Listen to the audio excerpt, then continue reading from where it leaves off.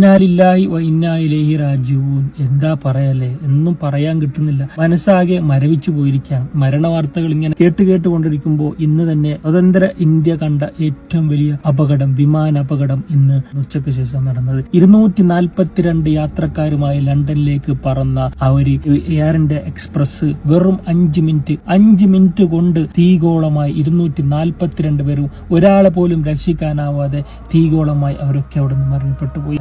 മലയാളിയായ ഒരു സഹോദരിയും ഉണ്ടായിരുന്നു എന്ന വാർത്ത കേൾക്കുമ്പോൾ നമ്മുടെ രാജ്യം ആ ഞെട്ടിൽ നിന്ന് മാറിയിട്ടില്ല. എന്ത് പറഞ്ഞ് ആശ്വസിപ്പിക്കുമെന്ന് അറിയാതെ ജനങ്ങളാകെ നടുങ്ങിയിരിക്കെ അള്ളാഹു സുബ്ഹാനഹു വ തആല മരണപ്പെട്ടു പോയ എല്ലാ കുടുംബങ്ങൾക്കും അള്ളാഹു അത് ക്ഷമിക്കാനുള്ള ഒരു കരുത്ത് നൽകട്ടെ എന്ന് നമ്മൾക്ക് പ്രാർത്ഥിക്കാം. ഇങ്ങനെ ഒരാഴ്ചയായി നമ്മൾ കേൾക്കുന്ന മരണ വാർത്തകൾ ഇങ്ങനെ ഓരോന്ന് കേട്ടിട്ട് നമ്മൾ ആകെ മനസ്സ് വേദനിച്ചു കൊണ്ടിരിക്കുമ്പോൾ നമ്മൾ ആരാണെന്ന് മനസ്സിലാക്കി തരുന്ന മരണ വാർത്തകൾ കേട്ടുകൊണ്ടിരിക്കുമ്പോൾ ഇപ്പോൾ ഇതുപോലുള്ള ഒരു അപകടവും നടന്നു. കഴിഞ്ഞ ഒരാഴ്ചയായി നിങ്ങൾ എല്ലാവരും കേട്ട ഒരു മരണ വാർത്തയായിരുന്നു.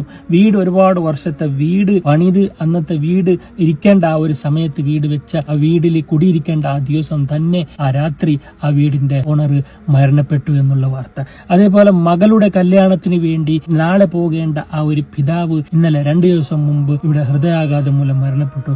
അതേപോലെ വിസിറ്റിംഗ് വിസയിൽ വന്ന 29 വയസ്സുകാരൻ ഹൃദയാഘാതം മൂലം മരണപ്പെട്ടു. ഇങ്ങനെ ഓരോരോ വാർത്തകൾ നമ്മൾ കേൾക്കുമ്പോൾ നമ്മൾ ആരാണെന്ന് നമുക്ക് മനസ്സിലാക്കി തരുന്നതാണ്. നമ്മൾ ആരും അല്ല. നമ്മൾ ഒരു ഹൃദയം നിലച്ചാൽ നമ്മൾ തീരേണ്ട ഒരു മനുഷ്യരാണ്. അതുപോലെ തന്നെ ഒരുപാട് നമ്മൾ സ്വപ്നങ്ങളുമായി യാത്ര ചെയ്യുന്ന ഫ്ലൈറ്റിൽ എന്തെങ്കിലും ഒരു പക്ഷി വന്നിടിച്ചാൽ അല്ലെങ്കിൽ യന്ത്രം ഒന്ന് നിലച്ചു പോയാൽ തീഗോളമായിട്ട് കരിഞ്ഞു പോകുന്ന വെറും സാധാരണക്കാരാണ് നമ്മൾ ഓരോരോ മനുഷ്യരും. അപ്പൊ നമ്മൾ അഹങ്കരിക്കുന്നു, എന്നിട്ട് നമ്മൾ പരസ്പരം പാരവെക്കുന്നു.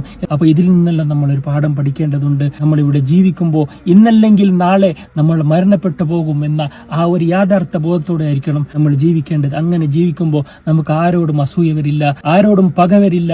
ദുനിയാവിന്റെ കാര്യമോർത്ത് ഒരാൾക്ക് ഒരു ടെൻഷനും വരില്ല. ലോകത്ത് വെച്ച് തന്നെ ഏറ്റവും സുരക്ഷിതമായ യാത്ര എന്ന് പറയുന്നത് അത് ഫ്ലൈറ്റ് യാത്രയാണ്. ഒരുപാട് ലക്ഷക്കണക്കിന് ഫ്ലൈറ്റുകളാണ് ഈ പല രാജ്യങ്ങളിലായിട്ടും ആകാശത്ത് പറന്നു പോകുന്നത്. പക്ഷെ നമ്മൾ അപകടം കേൾക്കുന്നത് വർഷത്തിൽ 1-2 മാത്രമാണ് ഫ്ലൈറ്റ് ക്രാഷായി എന്ന വാർത്ത നമ്മൾ കേൾക്കുന്നില്ല. അപ്പൊ അത്രയും സുരക്ഷിതമാണ് ഫ്ലൈറ്റ്. കാരണം ഫ്ലൈറ്റ് 1-2 നമ്മൾ വാർത്ത കേട്ടാൽ, ക്രാഷിന്റെ വാർത്ത കേട്ടാൽ അതിലുള്ള എല്ലാ ആൾക്കാരും കത്തിക്കരിഞ്ഞ് മരണപ്പെട്ടു പോകുന്ന കാര്യത്തിൽ യാതൊരു സംശയമില്ല. അങ്ങനെ അപകടം വന്നാൽ ഇതുപോലെ ആയിരിക്കും മരിച്ചത്. അതുകൊണ്ട് അള്ളാഹു സുബ്ഹാനഹു വ തആല നല്ലൊരു കാവൽ തന്നെയാണ് ഫ്ലൈറ്റ് യാത്രക്കാർക്ക് കൊടുക്കുന്നത്. കാരണം ഒരുപാട് പ്രവാസികൾ ഒരുപാട് സ്വപ്നങ്ങൾ കണ്ടാണ് ആകാശത്തിൽ യാത്ര പോകുന്നത്. ഇത് മാത്രം ദൈവം നമ്മളെ സഹായിക്കുന്നുണ്ടെന്ന് മനസ്സിലാക്കിക്കൊണ്ട് യാത്രക്കാരുടെ പ്രാർത്ഥനയ്ക്ക് ഉത്തരമുണ്ടെന്ന് റസൂലുള്ളാഹി സ്വല്ലല്ലാഹു അലൈഹി വസല്ലം തങ്ങൾ പറഞ്ഞതും മനസ്സിലാക്കിക്കൊണ്ട് യാത്ര ചെയ്യുമ്പോൾ നമ്മൾ തീർച്ചയായിട്ടും അള്ളാഹുവിനോട് അപകട മരണത്തൊട്ട് കാത്തുകൊള്ളാൻ 2 റക്അത്ത് സുന്നത്ത് നിസ്കരിച്ച് ഏത് യാത്ര പോകുമ്പോഴും നമ്മൾ കാര്യമായി ദുആ ചെയ്യണം സഹോദരങ്ങളെ. ദുആക്കല്ലാതെ വിധിയെ മാറ്റാനും അപകടങ്ങളെ തട്ടി